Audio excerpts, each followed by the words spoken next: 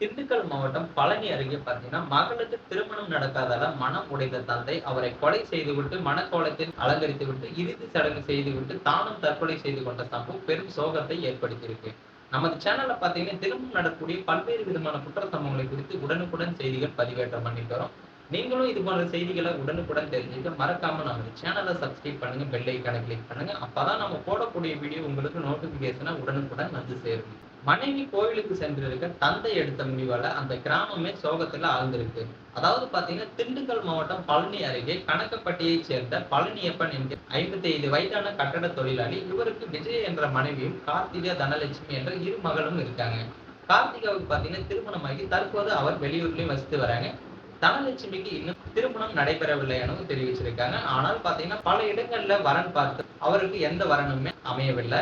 தனலட்சுமிக்கு பாத்தீங்கன்னா, சில உடல்நல பிரச்சனை இருப்பதாகவும், அதன் காரணமாக திருமணம் நடைபெறவில்லை எனவும் சொல்லப்படுகிறது. ஆசையாக வளர்த்த மகளுக்கு திருமணம் நடக்காததால கடந்த சில நாட்களாகவே பழனியப்பன் மன உளைச்சல்ல இருந்திருக்காரு. இந்த நிலையில பாத்தீங்கன்னா, கடந்த சில தினங்களுக்கு முன்பு பழனியப்பாவின் மனைவி தனது மகனுடன் திருச்செந்தூர் கோயிலுக்கும் சென்றிருக்காங்க. பழனியப்பனும் தனலட்சுமி மட்டுமே வீட்டுல தனியாகவும் இருந்திருக்காங்க. இந்த நிலையில பாத்தீங்கன்னா, கோவிலுக்கு சென்ற பழனியப்பாவின் மனைவி விஜயா அவரது கணவரை செல்போன் மூலம் தொடர்பு கொண்டிருக்காங்க. ஆனாலும் அவரால தொடர்பு கொள்ள முடியவில்லை. ஆனால் பலமுறை முயன்றும் செல்போன் இணைப்பு கிடைக்கல. இதனால அதிர்ச்சி அடைந்த அவர் தனது வீட்டின் அருகில் வசிக்கும் உறவினர்களிடம் கூறி பழனியப்பனை தொடர்பு கொள்ள சொல்லுங்கள் என சொல்லியிருக்காங்க. இதனையடுத்து பாத்தீங்கன்னா, பழனியப்பனின் வீட்டுக்கு உறவினர்கள் வந்து பார்த்தபோது வீடு உள்பக்கமாக தாளிடப்பட்டிருந்திருக்கு. கதவை வெகு நேரமாக தட்டியும் திறக்காததால ஆயக்குடி போலீசாருக்கு தகவலும் தெரிவிச்சிருக்காங்க. இதை அடுத்து அங்கு வந்த போலீசார் வீட்டின் கதவை உடைத்து உள்ளே சென்று பார்த்தபோது பழனியப்பன் தூக்கில் சடலமாகவும் கிடந்திருக்காரு. தனலட்சுமி மயங்கிய நிலையில இறந்து கிடந்திருக்காங்க.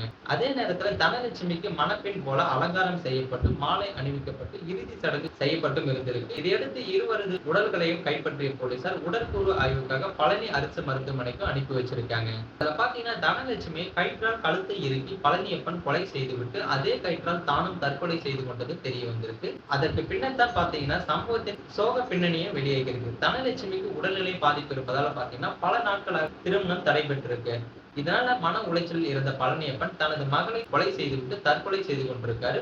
மனைவியும் மகனும் கோவிலுக்கு சென்ற நிலையில தனலட்சுமியின் கழுத்தை கயிற்றால் இறுக்கி கொலை செய்த அவர், அவருக்கு புதிய பட்டு சேலையை போர்த்தி, பூச்சுடி, குங்குமம், திருநூறு பூசி இறுதி சடங்கு செஞ்சிருக்காரு. பிறகு மகளை கொலை செய்த அதே கயிற்றால தானும் தற்கொலை செய்து கொண்ட சம்பவம் பெரும் அதிர்ச்சியையும் ஏற்படுத்தியிருக்கு. சோ இந்த சம்பவம் பாத்தீங்கன்னா, அந்த பகுதி மக்களிடையே பெரும் சோகத்தை ஏற்படுத்தியிருக்கு. மேலும் இது போன்ற வீடியோக்களை உடனுக்குடன் காண மறக்காம நமது சேனலை சப்ஸ்கிரைப் பண்ணுங்க, பெல் ஐகானை கிளிக் பண்ணுங்க. அப்பதான் நம்ம போடக்கூடிய வீடியோ உங்களுக்கு உடனுக்குடன் நோட்டிபிகேஷனா வந்து சேரும்.